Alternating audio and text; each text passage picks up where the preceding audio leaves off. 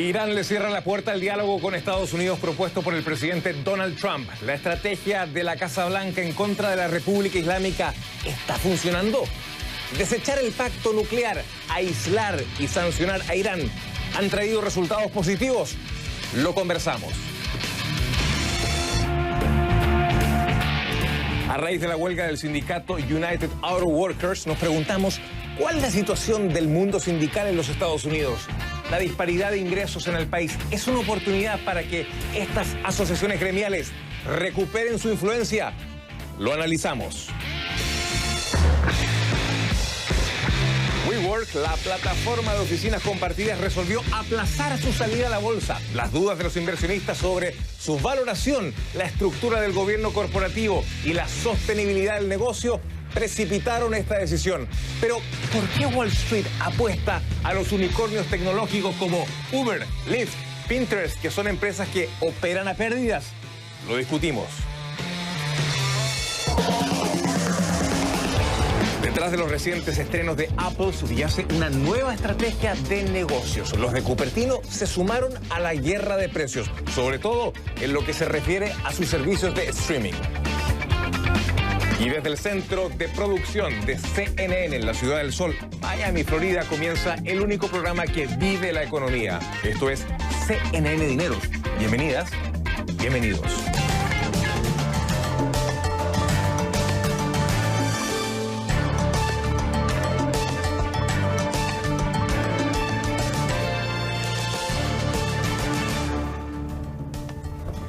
Hola, ¿qué tal? Bienvenido a CNN Dinero. Soy José Manuel Rodríguez, hoy por mi compañero Xavier Serviat. Si les parece, comenzamos.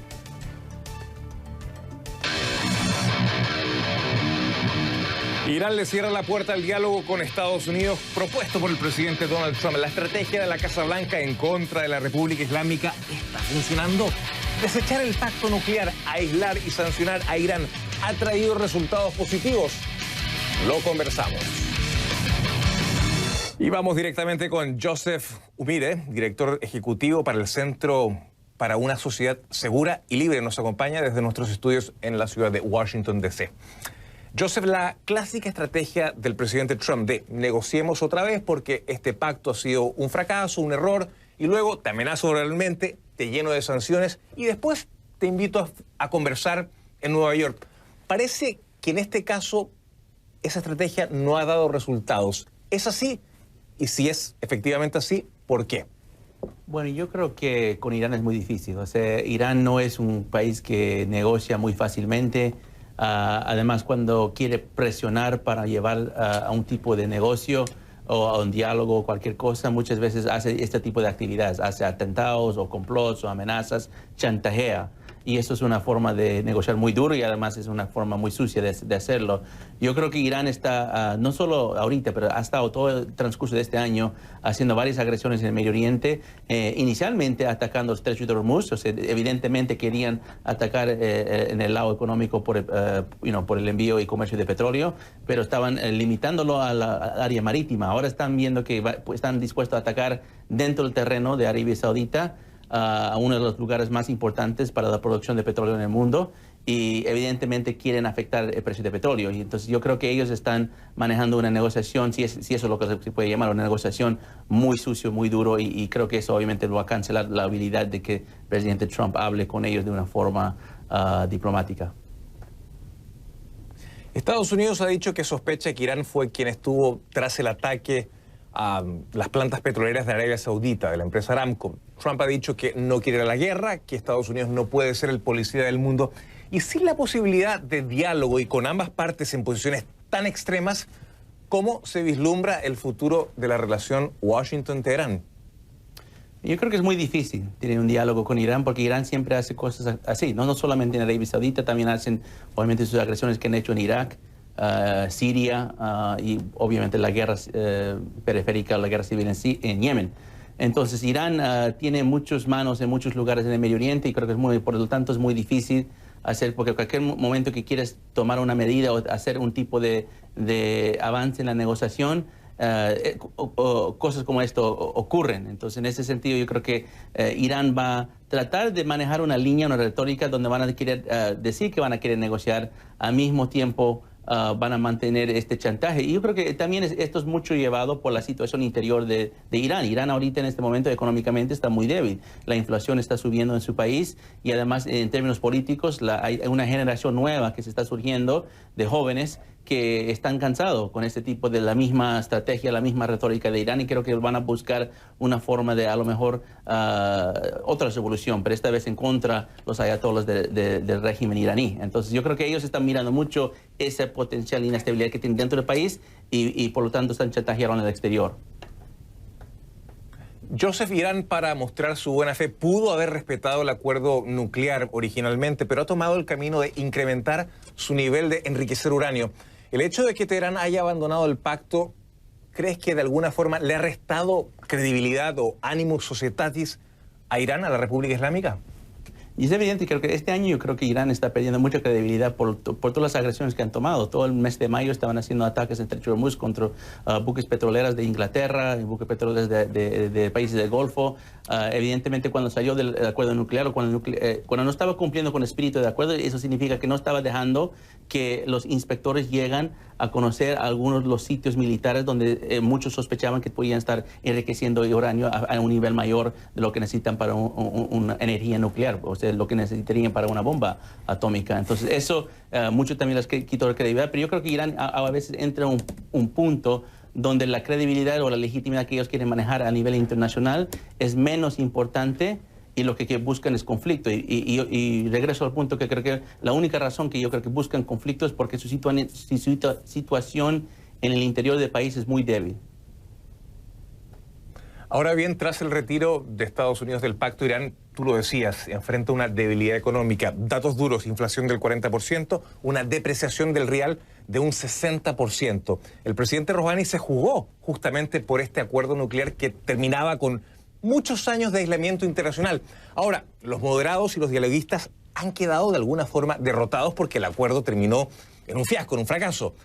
¿Esta situación te parece que daría pie para que los conservadores que desaprobaron el acuerdo en su día puedan llegar al poder o tengan mayor influencia en la República Islámica? Mira, eso es interesante porque sí, tienes razón, prometieron mucho, prometieron que el crecimiento económico en Irán iba a superar 5%, dijeron que iban a superar la economía de Turquía, hicieron muchas promesas porque la retórica por mucho tiempo que la única razón que la economía iraní estaba mal era por las sanciones estadounidenses. Bueno, había por un periodo de casi 3 años donde no tuvieron sanciones y donde más bien tuvieron regreso de dinero, o sea, no solo levantaron sanciones, pero se hicieron pagos, pero el crecimiento económico no surgió. Entonces, ¿qué pasa? Entonces, ahora la línea dura de Irán, la línea más conservadora, la línea fuerte, quiere provocar conflictos para otra vez culpar a Estados Unidos o quien sea, a decir que ellos son la culpa de la mala economía iraní. Obviamente sanciones están imponiéndose de nuevo, no al nivel de lo que estaba antes, porque no son sanciones multilaterales, mayormente son sanciones de Estados Unidos. Europa todavía no ha puesto sanciones, pero están culpando al exterior, diciéndose eso es el problema de la falta de crecimiento económico de Irán. Pero todos sabemos que eso no es la verdad, porque había 3 años donde no creció casi muy poco y no había sanciones sobre su país. Sí, es verdad que creció poco, pero por otra parte, Joseph, no te olvides que hubo una apertura internacional, que por ejemplo el mecánico que producía, o sea, que necesitaba repuestos del extranjero podía importarlos, o sea, hubo una apertura económica que de alguna forma se sintió en el ciudadano de a pie. Joseph Umire, director ejecutivo del Centro para una Sociedad Segura y Libre, gracias por acompañarnos desde nuestros estudios en la ciudad de Washington, D.C. Y cuando regresemos a CNN Dinero, a raíz de la huelga del sindicato United Auto Workers, nos preguntamos cuál es la situación del mundo sindical en los Estados Unidos.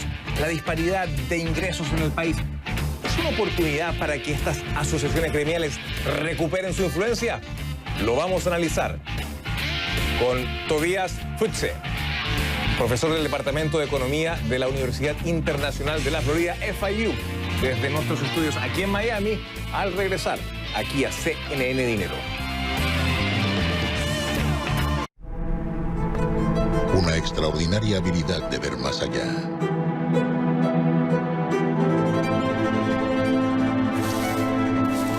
De distinguir las emociones que dan comienzo a una historia. Cuando se halla lo más preciado, dos pasiones se encuentran frente a frente. inexorable.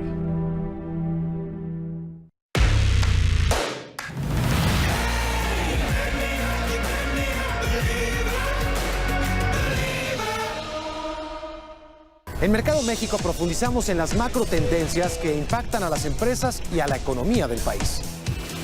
Inseguridad y violencia, temas del primer informe de gobierno de López Obrador.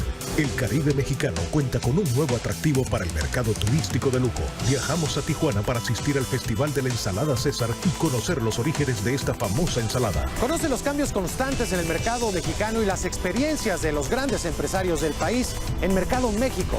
El sábado, en CNN. El verdadero poder no solo lo tienen los que gobiernan, ni los que controlan con miedo.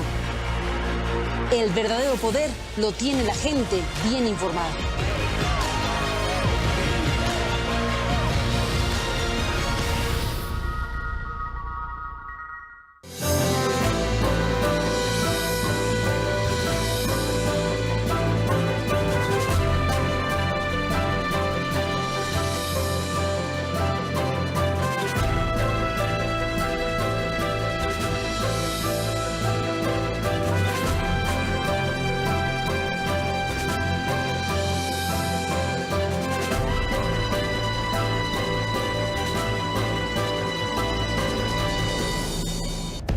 Estos efectos ya son bastante importantes.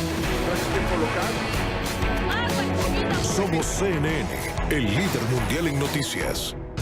Aquí se controlan los movimientos políticos más importantes de Estados Unidos. Se toman decisiones fundamentales y se implementan acciones que afectan la vida de millones de personas. Directo USA te muestra la realidad detrás de los acuerdos y las estrategias de los actores políticos más influyentes. Analizamos las implicaciones de estas decisiones en tu vida. Porque mantenerte bien informado Es nuestro compromiso.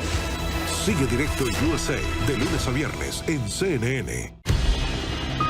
Para entender realmente la complejidad de un hecho, hay que ir al centro de la acción. Los gases lacrimógenos son sofocantes. Esas experiencias donde está la noticia son mi guía en el estudio. Aprendí que nuestro...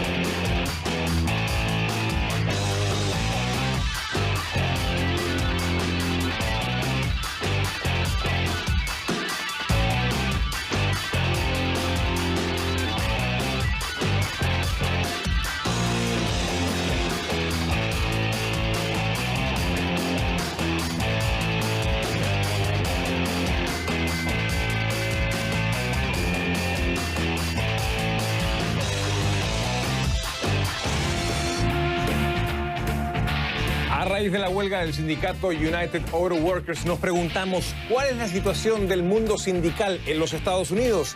La disparidad de ingresos en el país es una oportunidad para que estas asociaciones gremiales recuperen su influencia. Lo analizamos. Y para ello hemos invitado a Tobias Fitze, profesor del Departamento de Economía de la Universidad Internacional de la Florida, FIU, desde nuestros estudios aquí en la ciudad de Miami. Profesor, desde los 80 los sindicatos en el país perdieron peso, perdieron influencia. En el año 2017 solo el 10.7% de los trabajadores asalariados del país pertenecía a un sindicato, en circunstancias que en 1955 1 de cada 3 estadounidenses tenía un empleo sindicalizado. ¿Por qué perdieron poder? En parte por el cambio de una economía de manufacturas a una de servicios. Yo creo que en primer lugar perdieron el poder, sobre todo en el sector manufacturero, por el cambio tecnológico. Que antes era mucho más difícil reemplazar mano de obra por máquinas y el desarrollo que empezó a partir de los años 70 es que el desarrollo tecnológico fue muy sesgado hacia nuevas tecnologías y por lo tanto hacia el factor capital. Y lo que antes se consideraban trabajadores calificados que tenían cierto o mucho poder de negociación, perdieron ese poder de negociación simplemente porque los trabajos que hacían fueron reemplazados por máquinas y los trabajos que quedaban para trabajadores no tan altamente calificados era mucho más fácil de reemplazarlos con otros trabajadores. Entonces, el poder de negociación tanto de los trabajadores y por lo tanto de los sindicatos sí vino a la deriva. Profesor, el aumento de la disparidad salarial en el país podría resultar en el hecho de que los sindicatos recobren alguna influencia como contrapoder a las corporaciones. ¿Cuál es su óptica? Yo lo dudo mucho. Yo creo que más bien también la brecha salarial que estamos observando es un resultado de los mismos cambios tecnológicos, sobre todo. Después comercio también tiene como un papel, pero mucho más disminuido. La brecha salarial es más bien el resultado de los mismos factores que llevaron a la baja de la tasa de sindicalización. Entonces, y yo no veo cómo la desigualdad salarial misma, que es un fenómeno del bajo poder de negociación de los trabajadores, pueda llevar a una tasa de sindicalización más alta.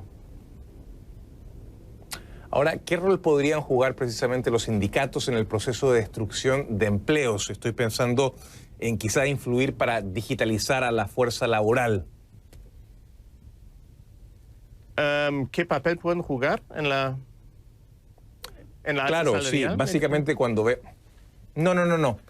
Hoy día estamos viviendo un proceso de destrucción de empleos que está, digamos, a manos de la tecnología, que se está viendo de manera mucho más agudizada que precisamente a partir de los 70 o los 80, ¿no?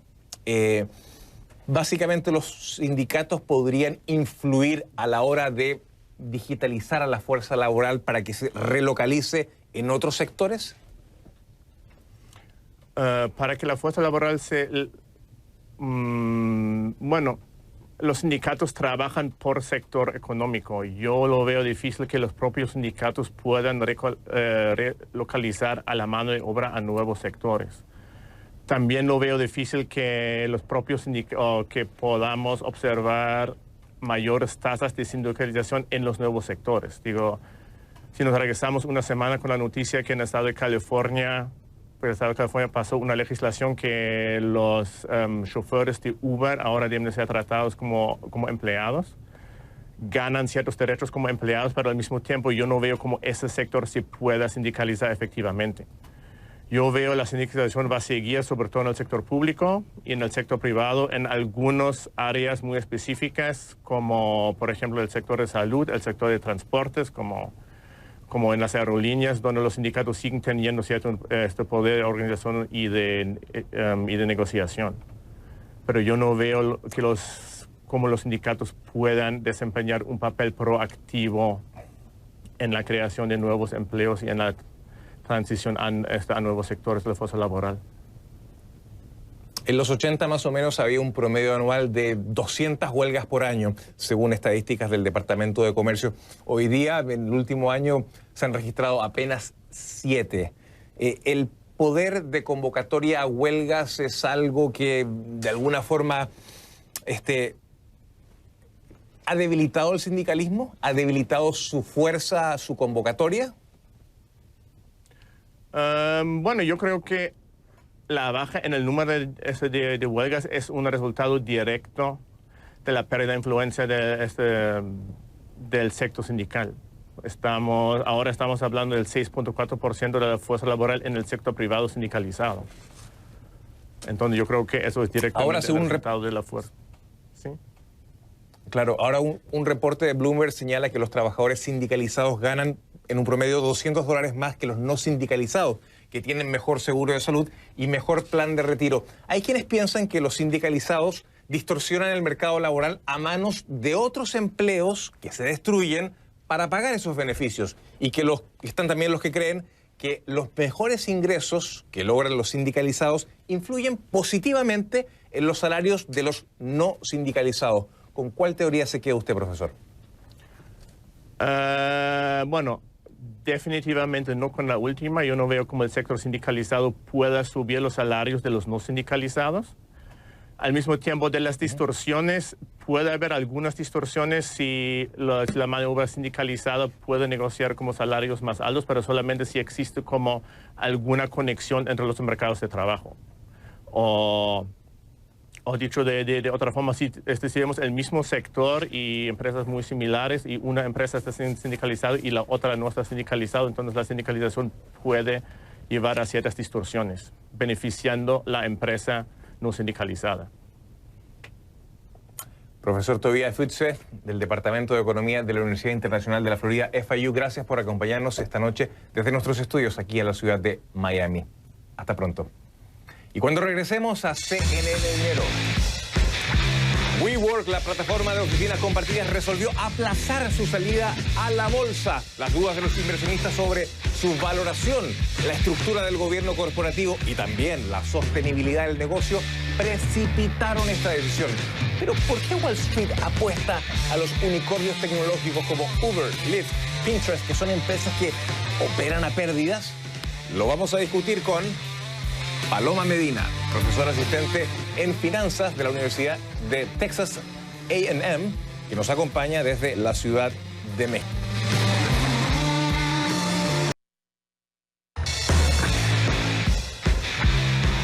WeWork, la plataforma de oficinas compartidas, resolvió aplazar su salida a la bolsa. Las dudas de los inversionistas sobre su valoración, la estructura del gobierno corporativo y también la sostenibilidad del negocio precipitaron esta decisión. Pero ¿por qué Wall Street apuesta a los unicornios tecnológicos como Uber, Lyft, Pinterest, que son empresas que de momento operan a grandes pérdidas? Lo vamos a discutir en instantes, pero WeWork, la plataforma de oficinas compartidas, resolvió aplazar su salida a la bolsa de valores en Nueva York. Las dudas de los inversionistas sobre su valoración, la estructura del gobierno corporativo y la sostenibilidad del negocio precipitaron esta determinación. Pero ¿por qué Wall Street está apostando a los unicornios tecnológicos como Uber, Lyft y Pinterest, que son empresas que operan a grandes pérdidas? Lo discutimos. Y para ello hemos invitado a Paulina Medina, profesora asistente en finanzas de la Universidad de Texas A&M, que nos acompaña hoy día desde la Ciudad de México. Profesora, ¿por qué los inversores han desconfiado en la valoración de WeWork, en la sostenibilidad del negocio y también en la estructura del gobierno corporativo, entre otros? ¿Es WeWork quizá un concepto no tan innovador y atractivo y quizás más asociado al negocio tradicional de los bienes raíces y no la tecnología? José, buenas noches. Gracias por la invitación.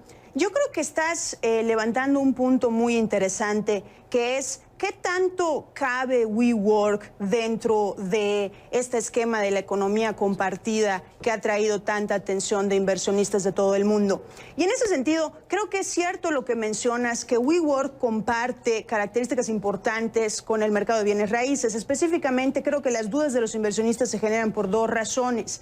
La primera es una discrepancia en la volatilidad de los ingresos y los egresos de WeWork. Específicamente, los egresos de WeWork están atados a contratos de largo plazo, en donde WeWork es el arrendatario, en donde WeWork se compromete a hacer pagos a los dueños de los inmuebles por cantidades fijas durante periodos de tiempo largo. Sin embargo, los ingresos están atados a contratos de corto plazo, en donde WeWork recibe de emprendedores que deciden subarrendar ciertos espacios, ciertos ingresos, pero por un periodo de corto plazo. Y este corto plazo hace que los ingresos de WeWork estén sujetos a la volatilidad del ciclo económico. Es decir, WeWork tiene que pagar a los dueños de los inmuebles, pase lo que pase, una cantidad fija, mientras que los emprendedores que están rentando los espacios que WeWork ofrece, solo van a pagar, solo van a decidir ser clientes de WeWork cuando la economía está creciendo. En ese sentido, esta discrepancia en la volatilidad de ingresos y egresos deja a WeWork muy vulnerable ante las fluctuaciones del ciclo económico, y si de repente viene un periodo de desaceleración en la economía, los emprendedores van a preferir trabajar en su casa en lugar de trabajar desde WeWork,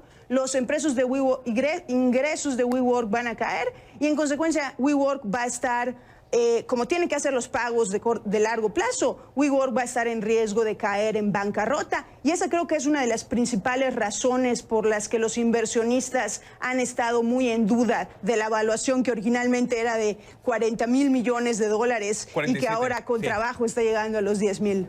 Exactamente. Exactamente, 47.000 millones inicialmente, después el mercado la rebajó a 20.000, luego a 15.000 y hoy día con suerte a los 10.000. Los números evidentemente, profesora, no cuadran con WeWork porque estaría avaluada justamente en menos de los 12.800 millones de dólares de capital que ha recaudado desde su fundación en el año 2010. Además, tiene la presión de los créditos, una deuda basura de 702 millones de dólares y una rentabilidad ciertamente negativa. Los números son los números. Por cada dólar que ingresa, gasta 2 para operar.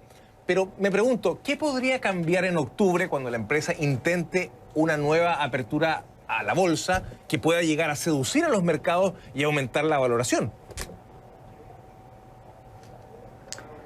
Bueno, pues yo creo que va a ser difícil que logren llegar a los niveles a los que estaban antes. WeWork tendría que encontrar una manera de hacer que sus activos generen de manera continua. Como te decía, el problema es que los ingresos son muy volátiles. La única alternativa que tiene WeWork es encontrar en el corto plazo una manera de generar un flujo de ingresos más constante. Y en ese sentido, yo creo que este es un ejemplo muy claro de por qué, aunque tanto Uber como WeWork suelen estar clasificados dentro de esta idea de las economías compartidas, los modelos de negocio son sumamente distintos. Por un lado, Uber se basa en la idea de poner a trabajar activos que estaban subutilizados sin incurrir los costos de mantenimiento y costos fijos asociados a esos activos. Es decir, Uber se trata de que si tienes un coche que no estás usando todo el día, lo pongas a trabajar y lo pongas a generar ingresos cuando no lo estás usando. WeWork funciona de manera muy distinta. WeWork asume de entrada los costos fijos y los costos de mantenimiento de estos activos que en ausencia de WeWork no estarían subutilizados, al contrario, estarían en contratos de largo plazo. Y WeWork lo que hace es con esta idea, con la esperanza de cobrar un premium por absorber el riesgo y dar flexibilidad a los emprendedores, WeWork termina asumiendo un costo fijo muy alto. Para terminar, y le pido una respuesta muy cortita porque el tiempo se nos acaba. Este año hemos visto que varios unicornios, que son empresas valoradas en más de $1.000 millones como Uber, Lyft, Pinterest, Slack, Beyond Meat, han hecho su estreno en Wall Street. Y todas ellas están muy lejos, pero muy lejos de ser rentables. Los inversores tienen una amplia tolerancia a la expectativa de que una empresa crezca y haga dinero. Esta tolerancia de los inversores de apostar a compañías no rentables es un sinónimo de quizás una nueva versión del capitalismo post-crisis? Yo creo que no necesariamente. La idea detrás de las inversiones pre-crisis y post-crisis siempre ha sido hacia la promesa. Los inversionistas van a tener muy buenos retornos en su inversión si logran ver algo que los demás no puedan ver. Si logras comprar barato y vender caro. Entonces yo siento que los inversionistas están comprando la promesa basada en, idealmente, negocios, modelos de negocio que tengan sentido, de que estas empresas que hoy están teniendo pérdidas van a tener ganancias el día de mañana. Si eso es cierto o no, ya la historia lo dirá. Claro, en el año 2000, los inversionistas se equivocaron apostando por las .com. ¿No se estará incubando otra burbuja? Veremos si será tema para otra vez que nos visite usted acá en el programa.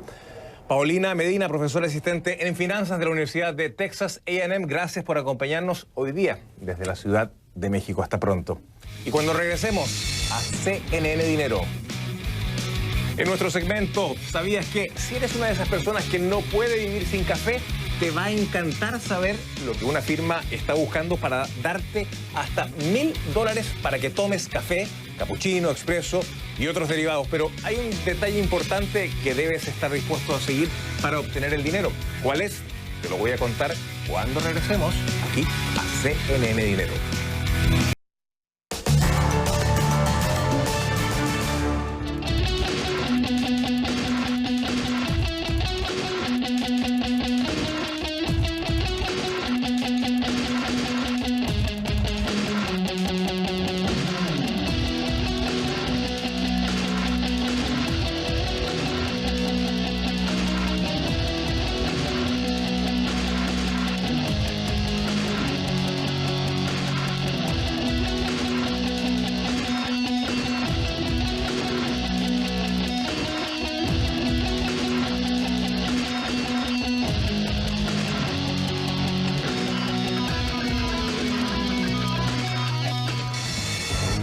nuestro segmento ¿Sabías que eres una de esas personas que no puede vivir sin café?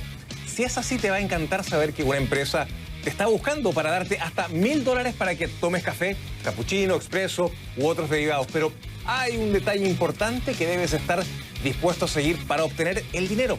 ¿Cuál es?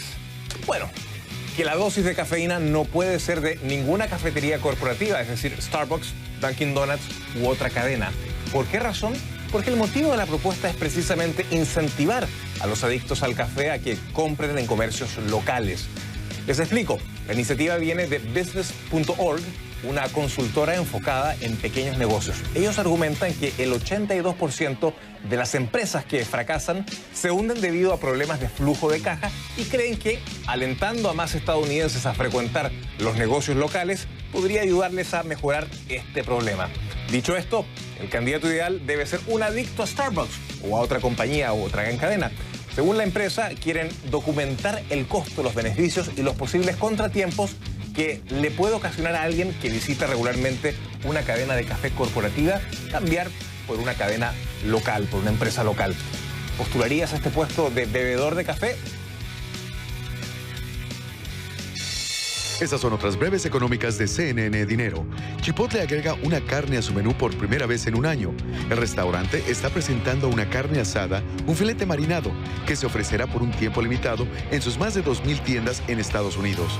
Chipotle dijo que aprobó el bistec para 3 dietas populares: cetogénica, paleo y Whole30. La compañía ha estado comercializando agresivamente sus platos aptos para dieta, ya que busca atraer clientes conscientes de la salud.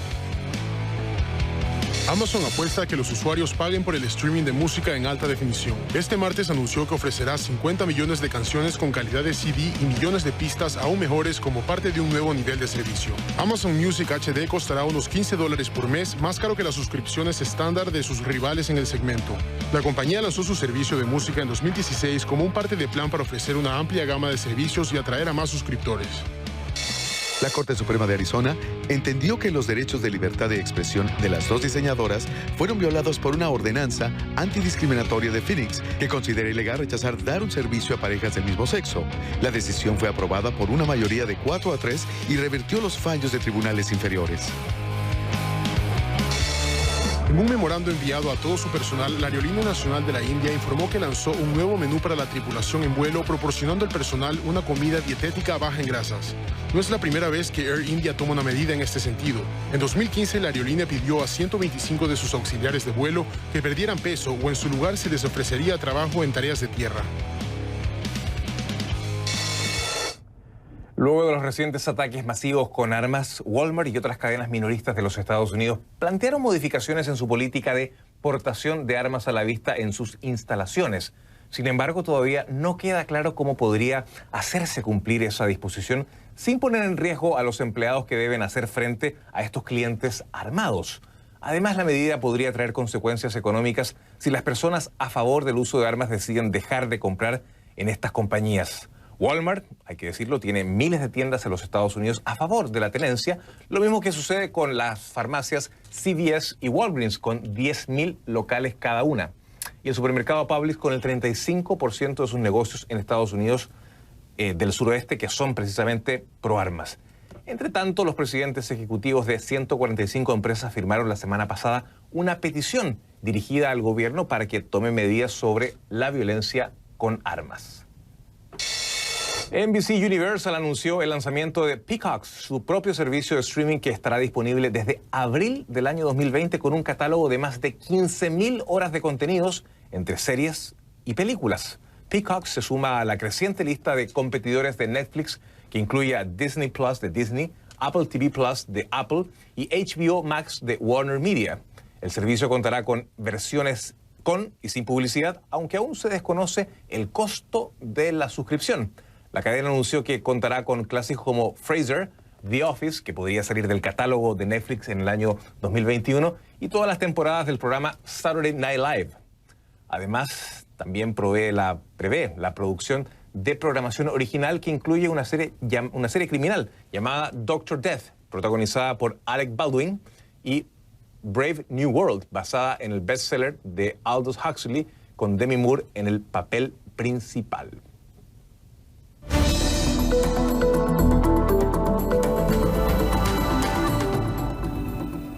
La tensión creada en los mercados por el ataque a instalaciones petroleras de Arabia Saudita hizo que el precio del crudo aumentara hasta un 12% a principios de semana. Este efecto instó a la administración del presidente Donald Trump a ofrecer acceso a las reservas estratégicas de petróleo del país y así logró apaciguar la volátil sesión del día lunes.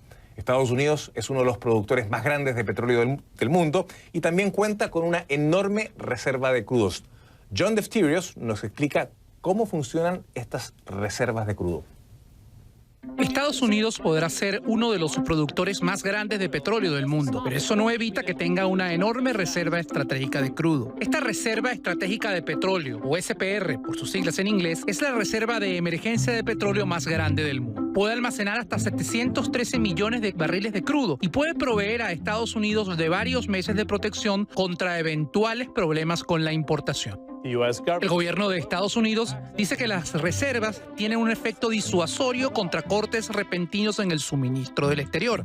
La SPR es un complejo gubernamental de previsión que recorre la costa del Golfo en Texas y Luisiana. El petróleo está almacenado entre 600 metros y 1.200 metros bajo tierra. La reserva de emergencia de Estados Unidos surgió luego del embargo árabe entre 1973 y 1974. En 1975, el presidente Gerald Ford firmó la ley que creó la reserva de emergencia. Tan solo el presidente de Estados Unidos puede ordenar que el SPR sea usado y hasta ahora esto ha ocurrido solo 3 veces. Sucedió por primera vez cuando Estados Unidos atacó a Irak en 1991. El presidente Bush anunció que la decisión de liberar petróleo fue hecha para ayudar a minimizar las alteraciones al mercado. La reserva fue usada nuevamente en 2005, después de la devastación del huracán Katrina a la infraestructura petrolera a lo largo del Golfo de México. Con los disturbios civiles en 2011 en Libia que alteraban el suministro de crudo, el SPR fue utilizado otra vez. Un total de 60 millones de barriles de petróleo fueron liberados al mercado mundial. El petróleo de la reserva de emergencia debe ser extraído en primer lugar y luego vendido al mercado, y esto puede tomar unas 2 semanas.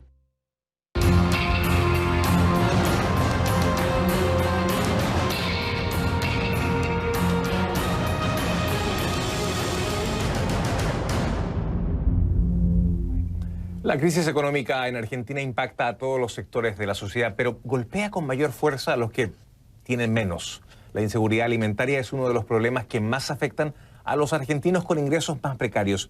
Y este miércoles el Senado va a intentar convertir en ley un proyecto ya aprobado en diputados que busca incrementar en un 50% las partidas que el gobierno les da a los comedores escolares y también comunitarios. Ignacio Grimaldi, desde Buenos Aires, nos cuenta lo que pasa precisamente en estos comedores. Bombos, fuego, ollas populares y carpas en las calles.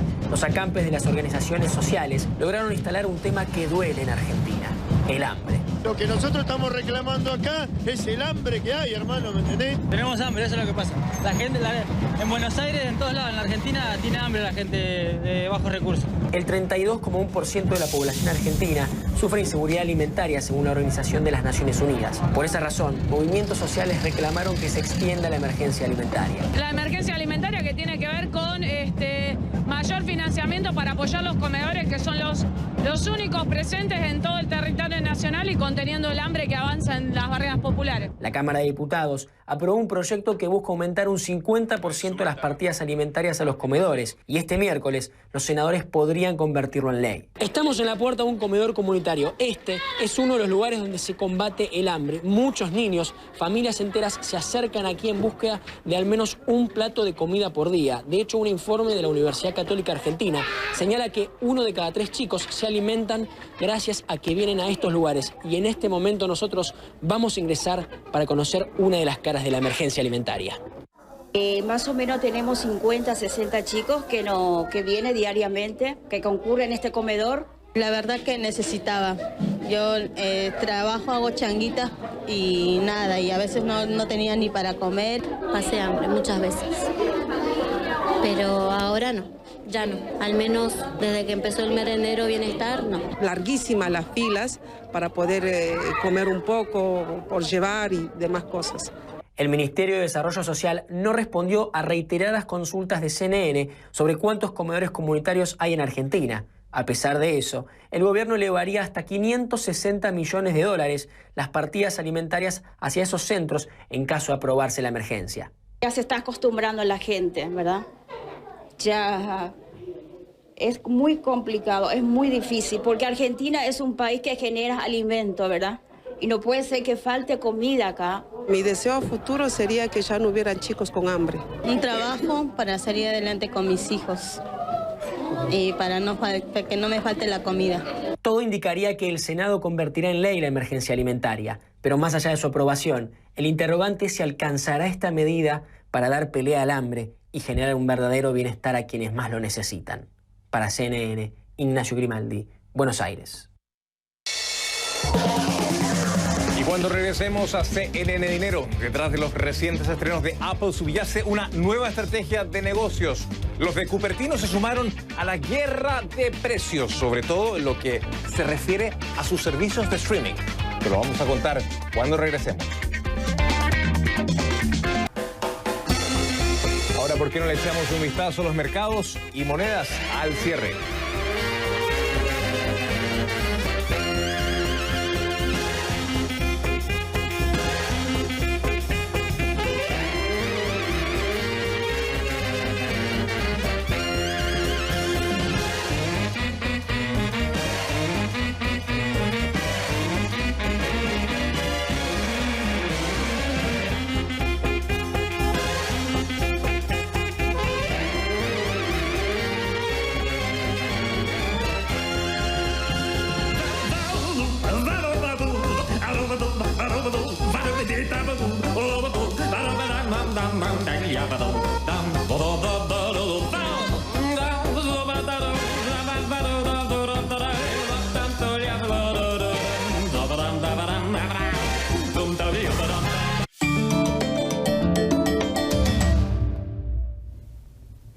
¿Quién gana hoy? Anheuser-Busch InBev. ¿Por qué? Planea ganar $5.000 millones en su salida a la bolsa en Asia. ¿Qué es lo que pasa? AB InBev se convirtió en la mayor cervecera del mundo al pedir prestado dinero para financiar una serie de adquisiciones. La mega compra más reciente de SABMiller aumentó la deuda de la compañía a $102.000 millones en el año 2018. Budweiser APAC cotizará en Hong Kong el 30 de septiembre y planea ofrecer acciones por entre $3.45 y $3.83. Esto recaudaría unos 4.400 millones y 4.800 millones de dólares para la cervecera de Bud Light, Beck's y Stella Artois. La lista incluye las operaciones de Budweiser APAC en Australia. AB InBev dijo este martes que los fondos recaudados por la oferta se utilizarán inmediatamente para pagar los préstamos que se deben a sus filiales. Y porque se convertirá en la segunda apertura a bolsa del año, AB InBev se lleva hoy la medalla de oro de CNN Dinero. ¿Quién pierde hoy? Kraft Heinz. ¿Por qué? Sus acciones cayeron un 4% luego de que uno de sus principales accionistas vendiera más de 25 millones esta semana de acciones. ¿Quién es Kraft Heinz? Se trata de la quinta compañía de alimentos más grande del mundo, luego de la fusión entre Kraft Foods y el gigante de las salsas Heinz en el año 2015. Sin embargo, vive un año bastante desfavorable, fíjese, debido a problemas contables, el reciente cambio de presidente ejecutivo y una caída de los ingresos de casi el 5% en el primer semestre con respecto al mismo periodo del año pasado. Según el índice Standard & Poor's 500, hasta ahora registra el quinto peor desempeño del año 2019. ¿Y qué pasó? Las acciones de la compañía cayeron un 4% este martes después de que se informara que su segundo mayor inversionista, la firma de origen brasileño 3G Capital, vendió más de 25 millones de acciones el lunes. ¿Qué dijo la compañía? Según Kraft Heinz, 3G aún posee más de 245 millones de acciones, aproximadamente una participación del 20% en la empresa, y la venta solo fue impulsada por ventanas de liquidez periódicas. Y bueno, porque luego de su caída su presente no parece mejorar, Kraft Heinz se lleva hoy la medalla de cartón de CNN Dinero.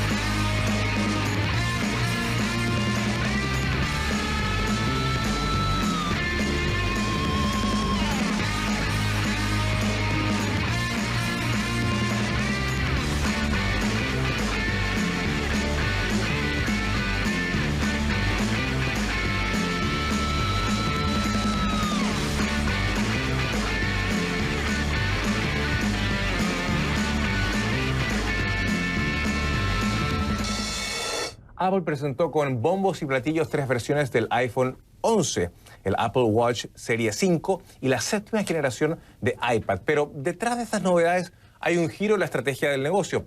El gigante se sumó a la guerra de los precios. Y en lo que se refiere al streaming, entró al mercado con un monto muy difícil de batir. Ponga atención. Hubo un tiempo en el que la popularidad del iPhone catapultó a Apple a la cima. Luego, las ventas del teléfono cayeron. Para mantener los ingresos a flote, Apple subió los precios, una estrategia que resultó poco efectiva. Los números no mienten. En el primer trimestre, las ventas del iPhone cayeron un 17% respecto al año previo y un 12% en el segundo. Los precios de 4 cifras no son para todos los bolsillos. Ahora, Apple parece haberse adaptado a las tendencias. Las recientes novedades de la empresa de Cupertino impactarán al bolsillo, pero no de la forma en que se cree. Apple bajó los precios. El iPhone 11 cuesta menos de lo que se esperaba, $699. El XR costaba $749. El modelo estándar más caro de todos los tiempos. La tercera generación de Apple Watch cuesta $199. Es la primera vez que una versión de ese dispositivo se sitúa por debajo de los $200. El nuevo iPad, $329. En los servicios de suscripción, la guerra de precios se recrudece. Apple cobrará $499 al mes por Arcade, el servicio de videojuegos, y lo mismo por el Apple TV Plus. Eso es menos de lo que cuesta el plan básico de Netflix, $8,99, y por debajo del precio inicial de lanzamiento de Disney Plus, de $7. Los precios de Apple también están muy por debajo de los pronósticos de los analistas, y eso pone de relieve que Apple es un fenómeno que busca seguir creciendo sin que sus productos sean necesariamente cada vez más caros.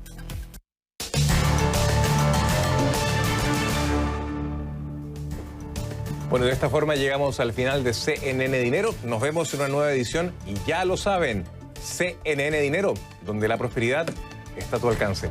Buenas noches.